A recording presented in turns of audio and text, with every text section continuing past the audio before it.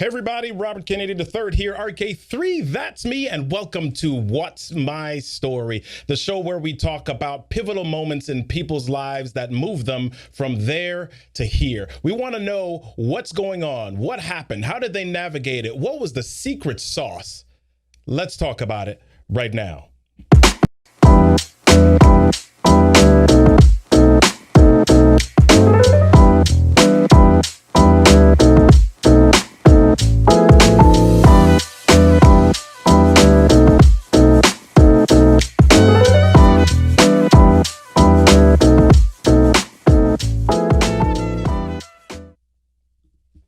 Hey everybody, welcome to the show. Today it's gonna be fabulous and I can't wait to share my guest and her story with you. But before we go any further, I just want to shout out our sponsor for this episode, Press and Sew. If you have an idea and you want everyone to know, then you've got to hook up with Press and Sew. Andrew and Sylvia Nixon will take your idea from concept to creation, helping you to create a message and a mission and a brand that stands out above the rest. Press and Sew, we'll hear a bit more about them later, but head on over to pressandsew.com to check them out.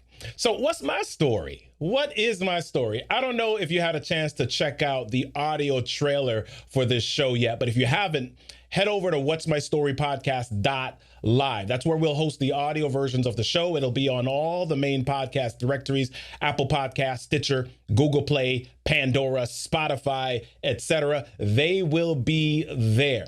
So the idea for this podcast really came about as I was thinking about my own life and my own story. As I've spoken on stages and facilitated some sessions, I've shared my story of being told that I talk too much as a child and shutting up, to now being a speaker and a trainer who works with corporate leaders and entrepreneurs on confident communication and building influence through story.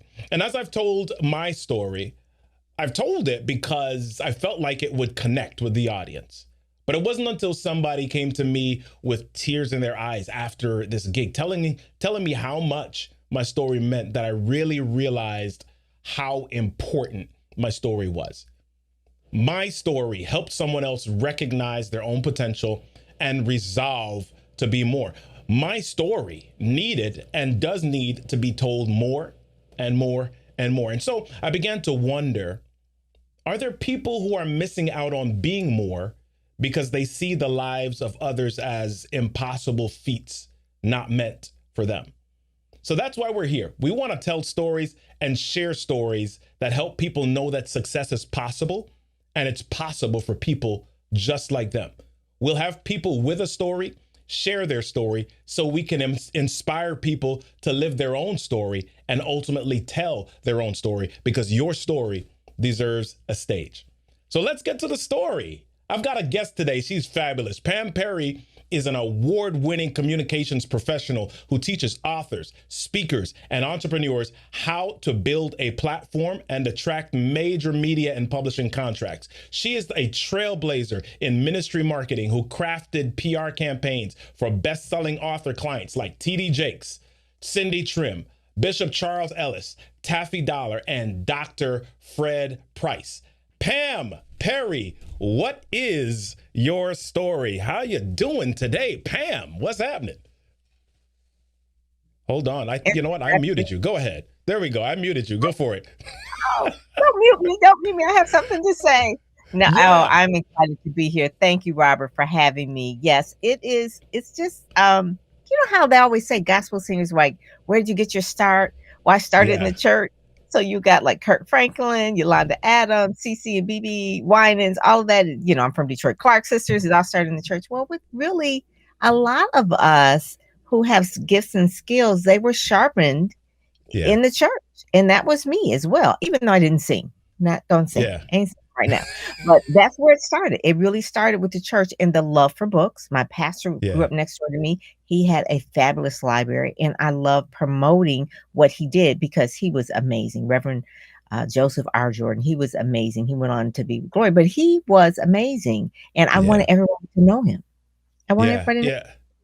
Yeah. So let's talk. I mean, even before we dive into your story, let's talk a little bit about how, you know, I was going to say how fabulous you are, but because you are fabulous, how amazing you are, all the different things that you've got going on. You've got this magazine that I had the opportunity to be a part of last year, Yes, Speakers Magazine. Tell us about that a you little were. bit and what you've got going Yeah. on with that. Oh my God, since the pandemic, right? It started in 2017. It had a bit of a Mhm. twist in 2020, but this was Yeah. the cover that story that you were in, and we were talking about how to stand out post-pandemic. And Yeah. it started because I really wanted a lot of my speakers, authors to have shine, and they weren't getting the shine I felt they deserved. They weren't getting on the covers of the magazines. They weren't really being promoted as much as I thought as they should in traditional media. And I said, hey, you know, we don't have to wait for the media. We don't have to wait for the gatekeepers. We can create our own publication. There was some other publications that would always highlight their own. And I said, we're going to highlight our own. Just like the Black press had the Black newspapers, there's Black radio, now there's Black magazines, and now there's specialty Black magazines. And that's exactly what this is. Love it, love it, love it, love it, love it. And I think there's a lot of work that you put into it because I mean I get it in my mailbox every month. And listen, it's Right. not one of those. It's not like a paper thin newsletter. It's glossy. It's fabulous. It's you It's can got to have tell. gloss. Yeah, and there are people in there. There's a lot of great information in there. So I want to encourage everybody to go check out Speakers Magazine. We'll share a little bit more about that later on in the podcast or in the show here. But let's start out with this, Pammy. Pam, I called you Pammy. Your family probably calls you that. Yeah, but Thank no, you. okay. All right. But so here's the deal. The reason again that we did this show is because we really want to help people inspire people to move forward because we believe that people can do it. People can accomplish dreams with the right motivation, with the right catalyst, with the right impetus. And so you are somebody, you've had dreams for a very long time, but you know, like most other people at the beginning, you weren't maybe not clear on what that was or what you needed to do. So tell us about the genesis. I mean, you're an award-winning PR publicist. Tell us about the genesis or the beginning of this. You know, it's real interesting, Robert, because my daughter asked me yesterday about that. She asked me, Mhm. she says, what was your biggest leap of growth that you had? What years was that? And I was it high school? Was it college? Was it after college? And Aubrey's 24. And I said, really was my entire 20s, but primarily after college, because you really pretty much while you're in school, you're told what to do. You do this, this, and this. But after college, you really it's like, hey, this is your life. You can really draw it any way you want. And so Mhm. I knew from the very beginning that I wanted to go into advertising and public relations. I knew that from high school. Like I said, I grew up next door to my pastor. He even kind of spoke that over my life as a teenager. So when I went off to college, majored in journalism and PR, I grew up in the city of Detroit during the Motown era. I'm a baby boomer. I turned 60 last year. And one of the things that I always wanted to do was to be around magazines and newspapers and radio and television. I love the entire field. So when I got out of college, majored in journalism, I went to go work at the Detroit Free Press. I worked in the advertising department, but I also was a stringer and I wrote stories and I love writing feature stories about successful people. And I wrote about successful Black people. Little did I know that that would be a clue to what I would be doing later in life Yeah. because the Free Press was a general magazine, but newspaper, but they didn't write a lot about African Americans. And I felt that that was my calling to do. I really felt that about really championing for Black people way before Black Lives Matter. But Mm. even when I was in college, and I always looked around and I was like, there aren't a lot of Black people here. Now, I grew up in the city of Detroit, 80% Black, Black neighborhood, Black church, Black high school, had 1,000 people in my class, majority Black. And so when I go to college, I'm looking around like, where are the Black people? And then when I Yeah. go into the world, I'm like, where are the Black people? And so I always felt like we should spotlight us because we were not the majority. We and our voices needed to be heard.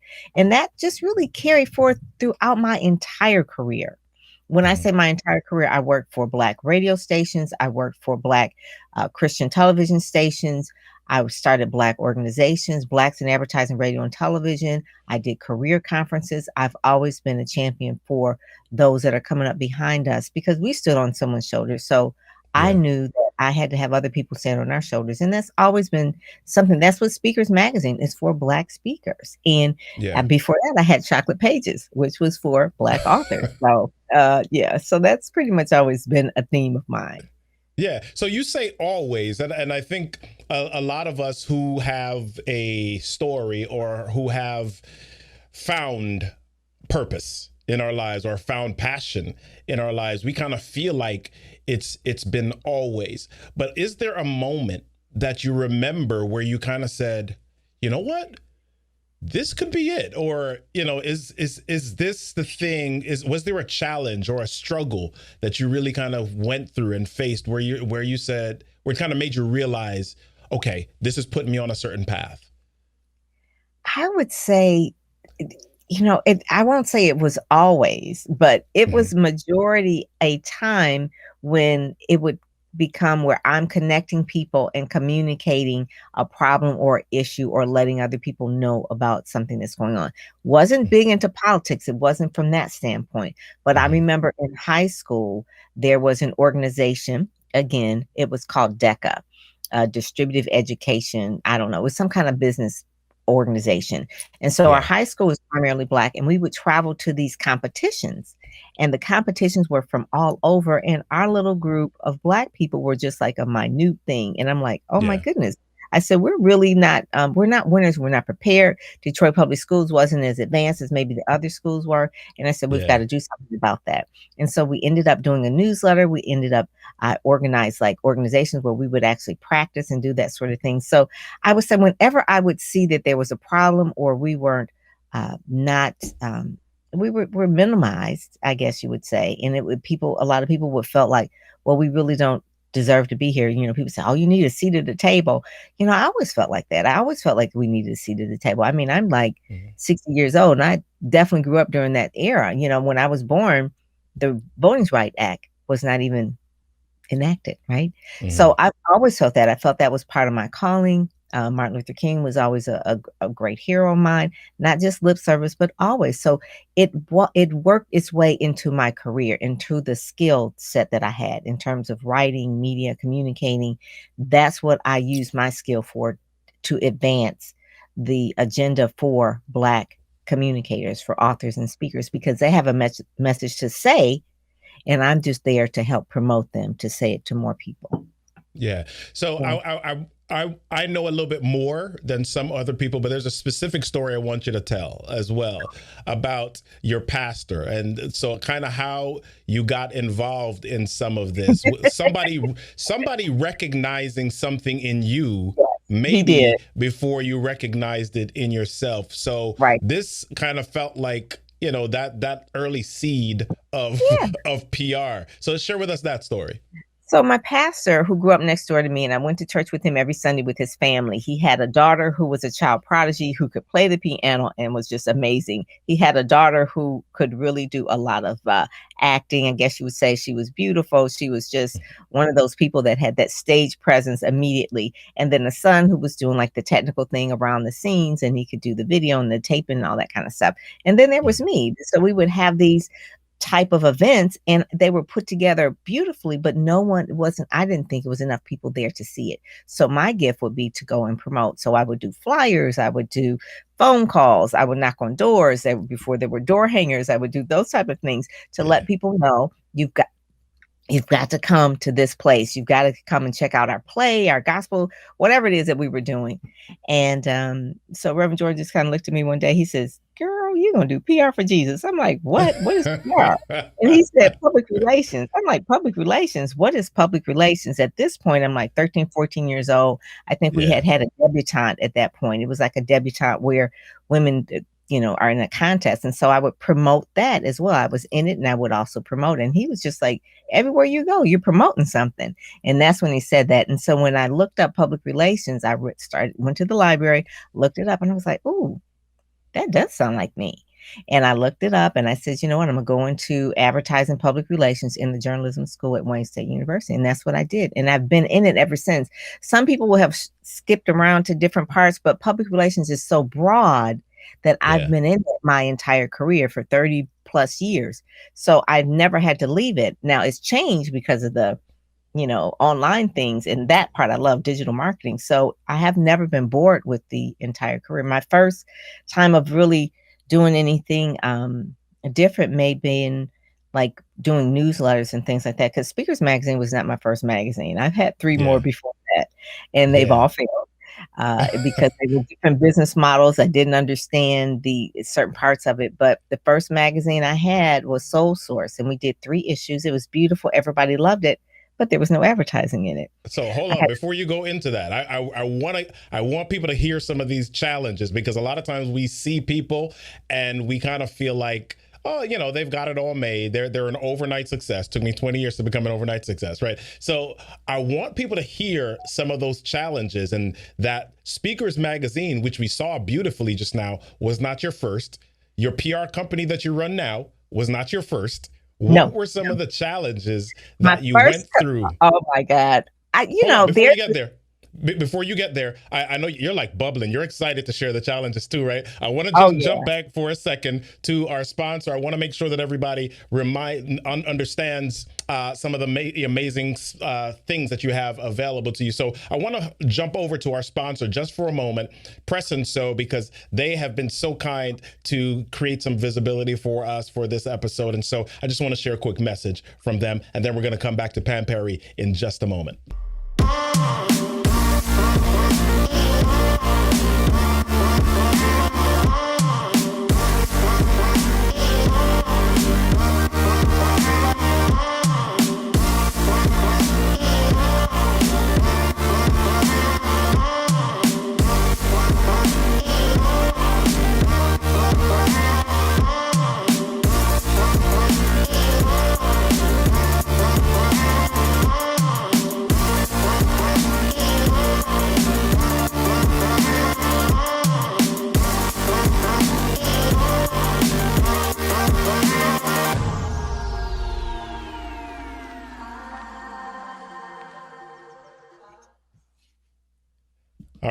All right. Listen, so glad that we were able to get in touch with Press and Sew, Sylvia and Andrew Nixon. Head on over to pressandsew.com, PRESSNSOW.com, so that they can help you bring your idea and your vision to life. So listen, just before we jump in, I just want to hop back over to some of the comments here. Liz Keith is saying, oh my gosh, I want to hear about the fails.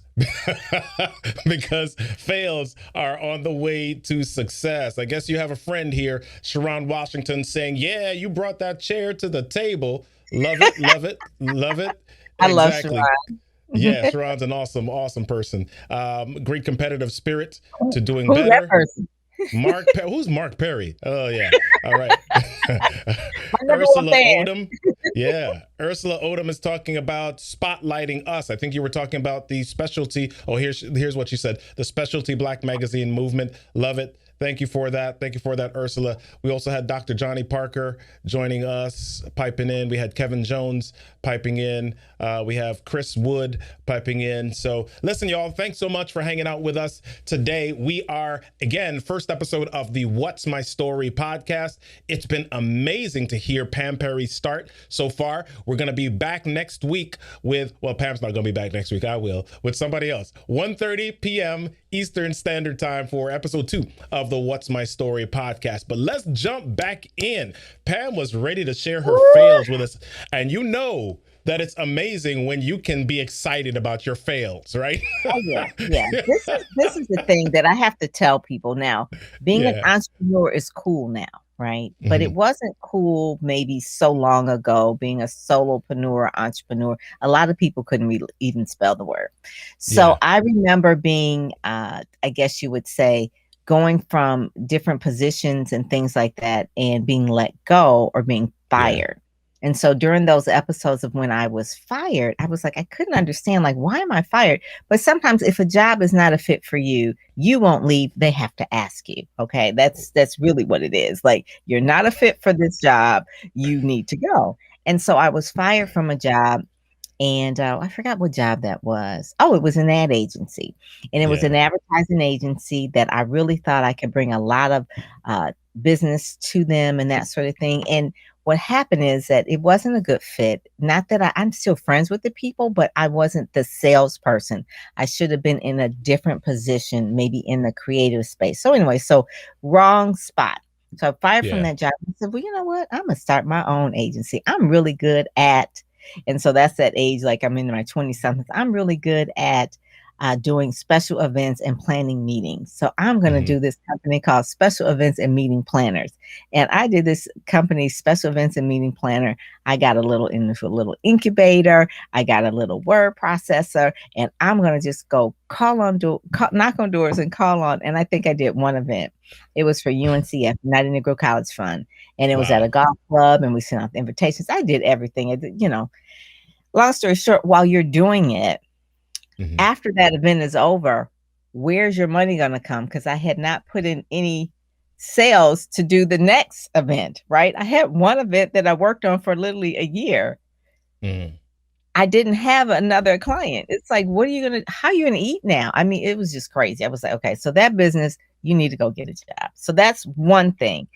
And I just remember from so many times of being unhappy in a position or in a job, and I was thinking, like, I really need to do my own thing. Now, when you Right. first start doing your own thing, you're not going to make a lot of money. When I started Ministry Marketing Solutions, basically, I was director of public relations at the Salvation Army, and I was on a Hmm. hiatus. I just had my daughter, and I said, I'm not going back.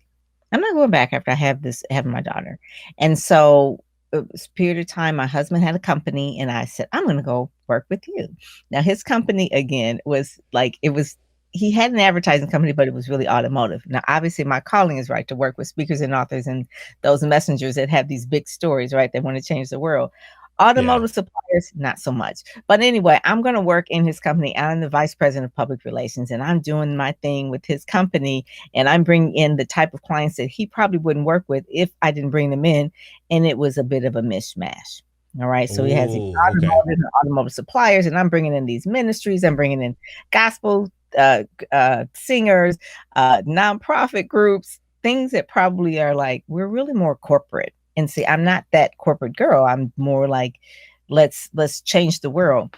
So anyway, long story short, that company did go under after Okay. 10 years. Well, I won't say it was my fault, but because it was automotive, a lot of automotive clients during that time, Chrysler went out of business, right? So a lot Right. of things just changed in the automotive field. And I just heard God say to me, you're going to start your own company, and it's going to be Ministry Marketing Solutions. Our Hmm. daughter was at that time probably less than 5 years old. And Mark was not working. I was not working. And he's looking at me like, God told you to do what? You don't have any clients and you're going to work from home. It's like, why don't you go get a job? At a certain point in time, I tried. I could not find one. And it's like, okay, the doors are closed for a reason because you're supposed to do that. That was 20 years ago. Yeah. Company's years old now. And I remember thinking, like, I don't know what I'm going to do. This is really irresponsible for us not to have jobs. And we have this child, right? And we have a house and all this. And I remember just really just saying, okay, God, you're going to have to prove to me that I really heard you.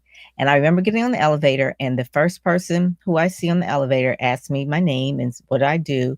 And I told him, I said, I Yeah. have a company, a PR firm, and I work with ministries. He says, really, what type? And, long story short, he says, well, I have a gospel play I'd like you to promote. Like that. That was my first client on the elevator on the way down from our office building, where we had an entire staff of 10 people, and we were leaving out to really like just pack up and go. And this person says, tell me more. And so you have to be ready. And that's why I always tell people you have to be ready. And so I really told him exactly what it is. And he says, can you do the promotions for our gospel play? It was an Easter play. And they got the front page of the Detroit Free Press, and they got all kind of publicity. They sold out all weekend for the Easter weekend. And he became like a business mentor from that standpoint, because he knew a lot of people in the gospel industry. And that's really how ministry marketing started. And obviously I didn't start the first 5 years and I get TD Jakes. It was a while. I think TD Jakes, I worked with him in 2007, Cindy Trim and Fred Price, 2008 and 9. So it was a while before, but I did a lot of mistakes in between. But by the time I went to the point where I could have those stellar clients, but I just know that I had to sow in order to grow. And that's what you do at the beginning. And I did that. What do you do with your emotions, though? Because I think if we go back into our stories, right? Because we have some similar things in our stories. Part of my story is losing a job 10 days after taking my family 3 states, like 400 miles, and relocating, losing a job that I had online, and then applying for jobs like you did, and nobody responding. And so ending up starting a company. 3 kids under the age of 5 at that point, right? And so, So what do you do with your emotions when you're in the midst of that, and when you can't see the certainty of the future, but you know that you can't go back to where you were? What do you do with your emotions? How do you handle? Yeah, it's very humbling, because at a certain point in the time where you think you got it together and you really don't, you never have it together.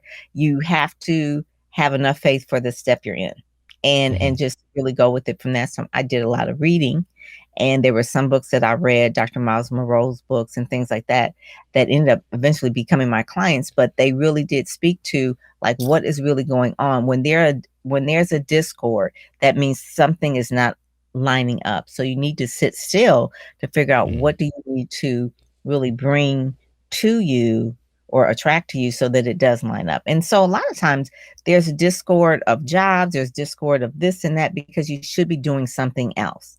And so being sitting still and knowing that, letting your heart lead you will do that. I remember one day driving in the car and had those questions, because it's the power of asking. And I had those questions like, what am I supposed to do? And I just had an inkling to call a particular lady. Her name was Sandy Hermanoff. Hadn't talked to her in years, but it was just like, call her.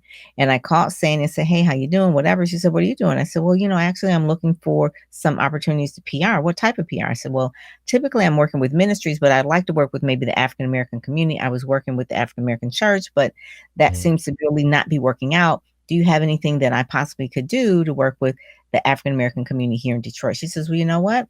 We just landed the McDonald's account for the Black McDonald's owner operators. I'd like you to come and work for them. Wow. She knew me from years past, and so hadn't seen me in a while.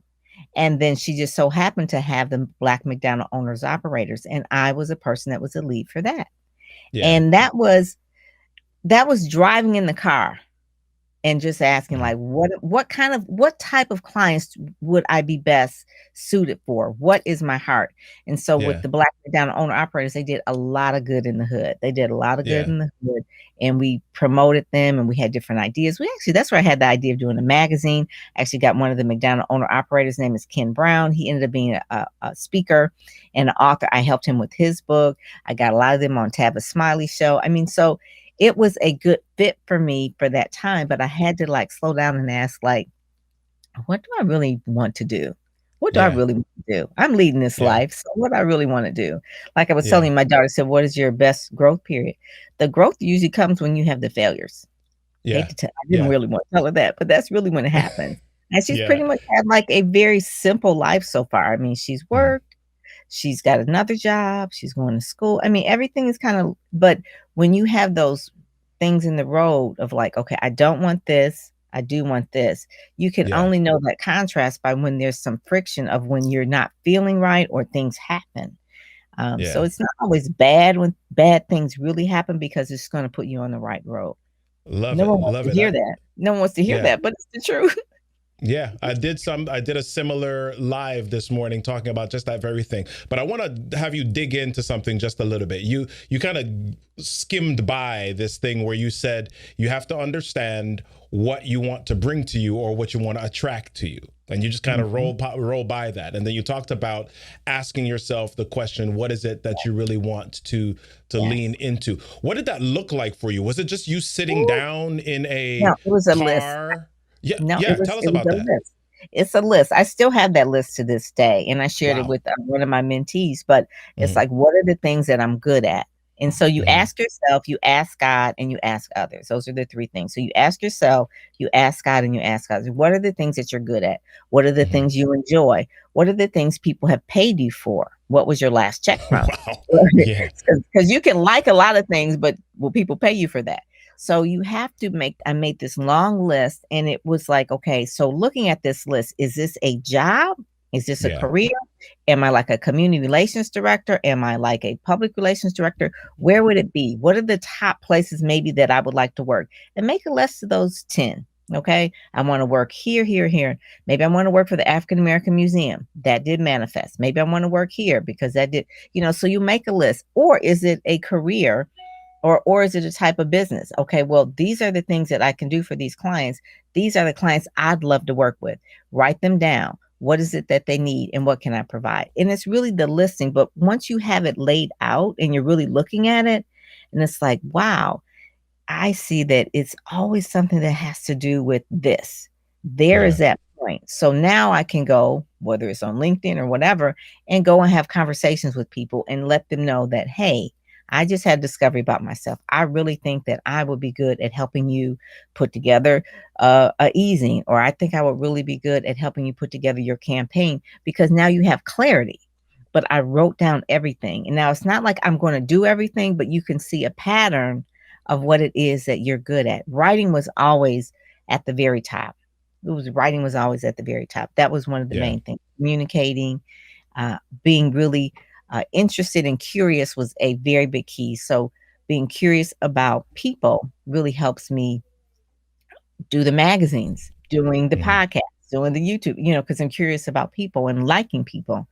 So you have to take that time to, I call it in my Ready, Set, Go, Speak program, that ready part about Yeah. being really reflective. What it is that you're good at, what you love doing, what it is that really makes you excited. Because everything that makes you excited, you're going to align with it. It'll be attracted to you. So what really aligns with me is really working with African American people. So I've worked with nonprofits that always promoted African American people. One being the African American Museum. The other one was Detroit Area Agency on Aging, which was Yeah. primarily in the city of Detroit. So you've got to know what it is. Now, you'll have to know that because sometimes opportunities will come to you and people will ask you, do you want to do this? And you just can't say Right. yes because it's going to write you a check because you'll fail. Right. I remember someone Right. says, well, can you work with a dentist? No, no, no, I Yeah. don't. Yeah. Yeah. Yeah. I've Listen. worked So with the orthodontist before, and yeah. what happened? I ended up working with the orthodontist and really helping him become more of a speaker because that was Wow. that was my bend. Because So that's your he'll role. come to me, yeah, because he would come to me Yeah. for one thing, but it's the other thing is like, you really should speak more. Speak to people Hmm. who really have career interest in this area, and Yeah. he liked that, but that's not what he came to me for. So Right. Right. Love it. Love it. Love it. Listen, so we're getting ready to wind down here, but I do want to get to a question here from the audience. Liz Keith is asking, how detailed should your list be? Is it enough to want to write for a magazine? Or should I literally say which magazine? yeah, so it was categories. So my list was categories. So it was writing, what type of writing? Magazine writing, feature writing, newsletter writing. It was like all writing. So another Hmm. category would be say I loved fundraising, right? So Right. fundraising for what? Fundraising for health organizations or fundraising for Black organizations? Because you could do fundraising for American Heart Association, Cancer Association, or is it for human interest type of things where it's like UNCF, which was one that I really liked, or is it for Hmm. sororities and fraternities and things like that, So I would have categories, and then within it, what type of things were that I wanted to have in those categories. So Right. my list was very detailed. I said I enjoyed magazines. What type of magazines? Not all magazines. I don't like National Geographic. So what type of magazines? They were lifestyle magazines. They were primarily women magazines. They were inspirational magazines. So I just wrote down the type of things I liked. And then it's like when I put that down, it's like, why? Why did I always love Essence magazine? Why Yeah. did I always love Ebony? Why did I always love Jet? Why? And so when you look at it, it's like, what, why was it? Well, my magazine is like a Jet size, and it's like an Ebony, and a cross between a Yeah. Black Enterprise, and then Wow. some parts of it like an Essence. So you look at it because there's patterns of it. There's clues about yourself when you make the list. Mm-hmm. And so you look at the clues, it's like, oh, there's a pattern. There's a pattern. Yeah. And if you don't see the pattern, then that's when you ask God and you ask others, because you could ask yourself first and then you end up being confused, and ask others and ask God. Love it. Love it. Pam, so we're wrapping up and I want to ask you two things. Number one, I want to ask you just to share a little bit about what you've got going on. I know you've got your Ready, Set, Go, Speak program. I want you to share a little bit about that. And then finally, I want you just to wrap that up with what advice or what lasting takeaway do you want to share, or wisdom do you want to share with people as we wrap up today? You know what I saw? Thank you. I saw Oprah just started a membership program. I was so excited. I was like, oh, okay, she's got her membership program. So I have a membership program, and I think Oprah got that idea from me. No, just kidding. But Ready, Set, Go, Speak is a membership program that helps people get ready, set to go and speak on stages and superstar places, in media. And so the whole program is really my whole career that is capsulated in a monthly program. Bi-weekly, they meet with me, is part mentoring, part, masterclass, part marketing information. So it's really, I guess you'd say it's a one all, work with you type of a program. So I do things with you. I give you feedback. There's information in there, and there's a branding accelerator course in there. So that's what I have, Ready, Set, Go, Speak. And I felt it was needed because so many people were ready. They had the raw goods, but they didn't have the instruction and the strategy. So I have program managers like Sear Black and Kiera that help with the group as well. And then they can have everything that they need is in there. They just have to do the work. It's not a magic pill, but it is a monthly membership where they have access to someone that's really going to show them step by step what to do if they want to be a speaker and they want to get in media places and on superstar stages. The one advice that I would give, Robert, is those that show up, go up. Meaning like just show up. Yeah. Yeah. I love it. I love it. That's 90% of what life is about. Just showing up in your full power. That's it. Listen, you have an amazing story, and I want people to go check you out. PamPerryPR.com, Ready, Set, Go, Speak.com, speakersmagazine.net. You've got a lot of different places that you can connect with Pam. They're free. They can actually download them for free. Yeah, they could download them for free. Love now, it. subscribe for them, but they are actually free to read online. Love it. Love it. Excellent. Listen, thanks so much for hanging out with us today. It's been fabulous. I mean, I'm honored to be your friend and just to be able to connect with you in this way. So thanks for hanging out with us today. I love it. Hang for a little bit in the green room, and we'll wrap up here in just a second. Hey, y'all, listen, that was a fabulous show with Pam Perry. So glad that you were able to join with us today. Listen, you heard it. You got a lot of stuff happening in your life, but you got to share it because you never know when your moment of realization becomes somebody else's moment of inspiration. You've got a story. And like I say all the time, everything that happens to you in life is your stuff. Your stuff is your story, and your story deserves a stage. Listen, join us next week for another fabulous episode. It's going to be on Monday, the 12th of April at 1:30 p.m. We've got a real estate investor who's got an amazing story. His name's Bill Ryman. So make sure that you hang out with us and you join us next week, Monday, for another episode of What's My Story? How I Got From There to Here.